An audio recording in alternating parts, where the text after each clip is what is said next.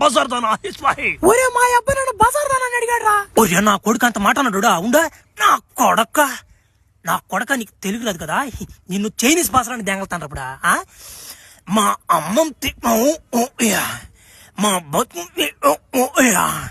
మా నాన్న కానీ నీ కూతురు ఎప్పుడా అలాంటి అమ్మాయిని బంగారు పొక్క. లేకపోతే నేను లేనురా. నువ్వు ఏడ్చి మాదేస్తా, నువ్వు ఏడ్చి ఉంటే నెత్తి నెలకి దెంగేస్తా. ఇదిగో చూడమే, నీకు మీ అబ్బ కావాలంటే ఏడే ఉండు, ఈ బజార్ నా కొడితే నేను ఉండను.